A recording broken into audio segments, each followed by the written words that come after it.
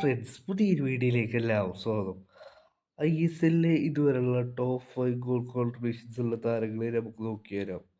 ഒന്നാം സ്ഥാനത്ത് വരുന്നത് നോർത്ത് ഈസ്റ്റ് യുണൈറ്റഡിലെ അജാരയാണ്. അജാരെ 15 ഗോളുകളും 5 അസിസ്റ്റും ഇതുവരെ സ്വന്തമാക്കി. രണ്ടാം സ്ഥാനത്ത് വരുന്നത് കേരള ബ്ലാസ്റ്റേഴ്സിലെ സൂപ്പർ താരമായ നോഹ സദോയിയാണ്. 12 ഗോൾ കോൺട്രിബ്യൂഷൻസാണ് ഈ സീസണിൽ ഇതുവരെ നോഹ സദോയി സ്വന്തമാക്കി. നോഹ സദോയി 7 ഗോളുകളും 5 അസിസ്റ്റും സ്വന്തമാക്കി.